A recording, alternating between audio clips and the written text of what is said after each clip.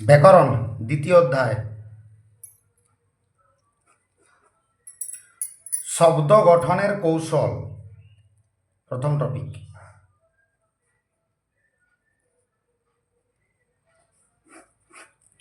প্রথমে আমাদেরকে জানতে হবে শব্দ গঠন করার জন্য আমাদের কি কি দরকার। প্রথমত আমাদের সিলেবাস অনুযায়ী একের পর এক আমরা জানবো। প্রথম জানবো উপসর্গ দরকার, এছাড়াও জানবো আমরা কি অনুসর্গ। এটা যে সব কৌশল সম্পর্কে আমরা আলোচনা করবো একের পর এক। প্রথমে আসছি উপসর্গ। উপসর্গ জিনিসটা কি? উপকথার অর্থ হলো এখানে আগে, ঠিক আছে? তাই শব্দের আগে উপসর্গ এক ধরনের কি অব্যয়। অব্যয় কি এক ধরনের পদ যার কোনো ব্যয় নাই। তাহলে কি উপসর্গ এবং অনুসর্গ কি এক ধরনের অব্যয়। এটাকে মনে রাখতে হবে।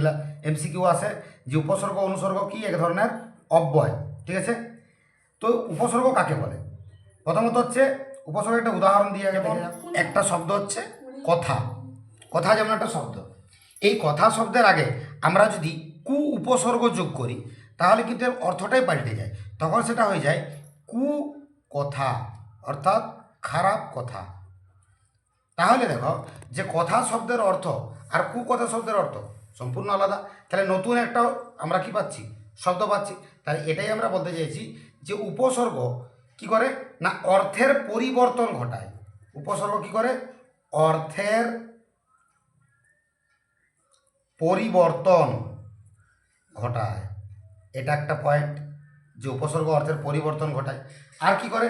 এর ফলে কি হয় না নতুন শব্দ সৃষ্টি করে। নতুন শব্দ সৃষ্টি করে বা গঠন করে। এটা একটা পয়েন্ট, এটা একটা তথ্য পেলাম উপসর্গ সম্পর্কে। আর কি উপসর্গ এক ধরনের অব্যয়, এটা একটা পেয়েছি। আর কি পেয়েছি?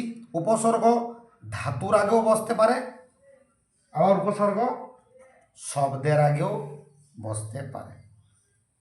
এই যে কয়েকটা তথ্য পেলাম, এই তথ্যর ভিত্তিতে আমরা উপসর্গ কি এটার সংজ্ঞাটা আমরা এবারে দেখব, ঠিক আছে? তাহলে উপসর্গ কি এক ধরনের অব্যয়। উপসর্গ কোথায় বসে? ধাতু বা শব্দের আগে বসে। ধাতু বা শব্দের আগে বসে। উপসর্গ কি করে? অর্থের পরিবর্তন করে এবং নতুন শব্দের সৃষ্টি করে। তাহলে কি যে সমস্ত অব্যয়গুলা ব্যাকরণে, যে সমস্ত অব্যয়গুলা ধাতু বা শব্দের আগে বসে অর্থটাকে পরিবর্তন করে এবং নতুন শব্দ সৃষ্টি করে, সেটাকে আমরা বলবো উপসর্গ, ঠিক আছে? তাহলে উপসর্গ কি বললাম যে এগুলো এক ধরনের অব্যয়, ধাতু বা শব্দের আগে বসছে, মনে হচ্ছে আগে, অর্থের পরিবর্তন করছে এবং নতুন শব্দ সৃষ্টি করছে। তাহলে উপসর্গের সংজ্ঞা আমরা এরকম লিখতে পারি যে সকল অব্যয়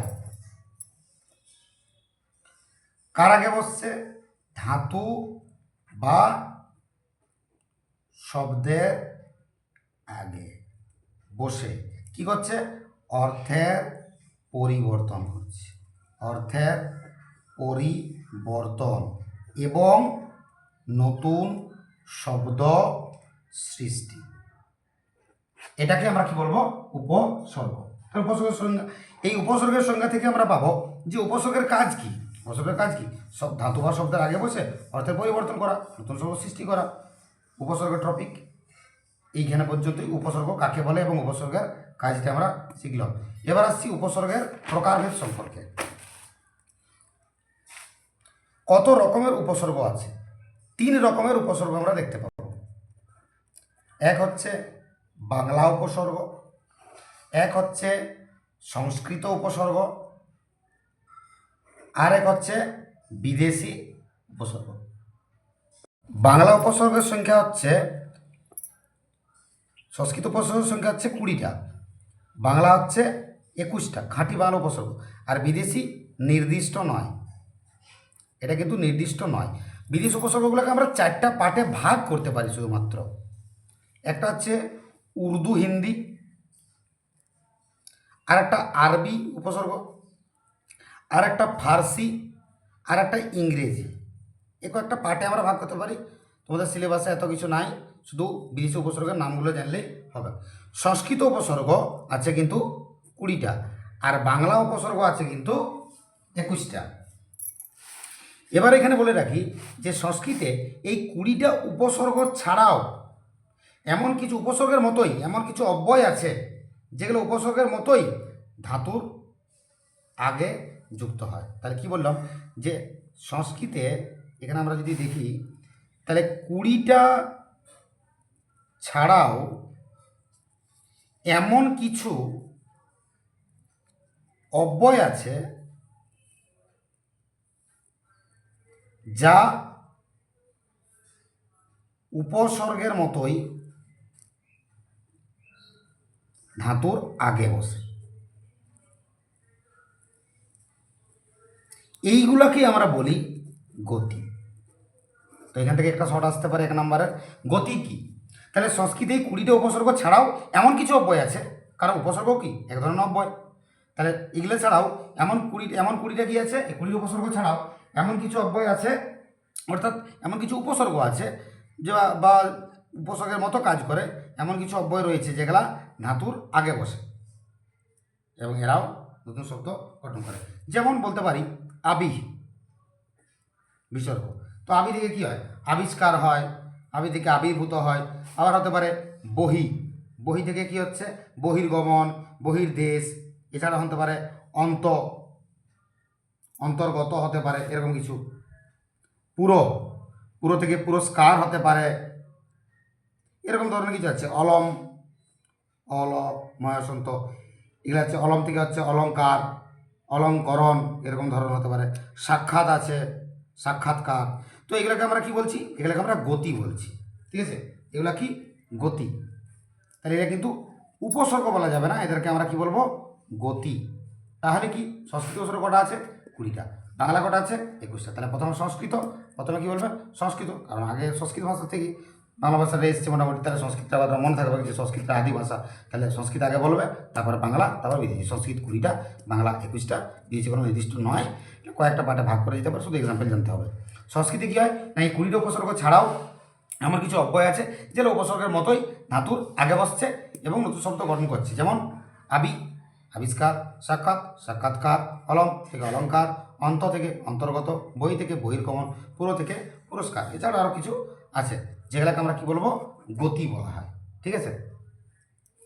এবার আমাদের কি জানতে হবে বাংলা উপসর্গ থেকে? বাংলা উপসর্গ শুধু নামগুলা, কারণ এগুলা দিয়ে বাক্য গঠন করতে পারবি। যেমন ধর ও, অ, আ, অনা, কু, নি, নীর, না, সু, বি, ভর, হা, ভরা, পাতি, নাই, তে, দূর, অন, স, ন। এগুলো হচ্ছে বাংলা উপসর্গ। সংস্কৃত উপসর্গ আছে 20টা, যেমন প্র, পরা, অপ প্রভৃতি, এরকম আছে কতগুলো? 20টা। তো এই উপসর্গগুলো দিয়ে কোশ্চেন আসে কি না, দুটি বাংলা উপসর্গ দিয়ে বাক্য গঠন, শব্দ গঠন করো, বা দুটো সংস্কৃত উপসর্গ দিয়ে শব্দ গঠন করো, বা বিদেশি উপসর্গ দিয়ে শব্দ গঠন করো। এরকম ধরনের প্রশ্ন যেমন আসে, তেমনি এরকম আসতে পারে যে উপসর্গটা বলে দিবে, তারপর বলবে শব্দ গঠন করো। তাহলে কি উপসর্গ থেকে আমাদের প্রশ্ন কী পাচ্ছি? প্রথম, উপসর্গ কি? উপসর্গ এক ধরনের কি? অব্যয়। উপসর্গ কয় প্রকার? 3 প্রকার, বাংলা, সংস্কৃত, বিদেশি। উপসর্গের কাজ কি? অর্থের পরিবর্তন ঘটিয়ে নতুন শব্দ সৃষ্টি করা। উপসর্গ কয় প্রকার? বাংলা উপসর্গ কয়টা? সংস্কৃত উপসর্গ কয়টা? বিদেশি উপসর্গ কোনগুলা? সংস্কৃত উপসর্গে গতি বলতে কি বোঝায় এবং বাংলা উপসর্গ কোনগুলো, সংস্কৃত কোনগুলো? আসতে পারে যে নিম্নলিখিত কোনটি বাংলা উপসর্গ, নিম্নলিখিত কোনটি সংস্কৃত উপসর্গ, নিম্নলিখিত কোনটি বিদেশি উপসর্গ? এই ধরনের প্রশ্ন আসে। গতি কি এবং কোনগুলো গতির উদাহরণ, বা গতির প্রয়োগ করে কোনো শব্দ গঠন করো, এরকম ধরনের প্রশ্ন উপসর্গ থেকে আসছে। তাহলে এখানে উপসর্গ শেষ।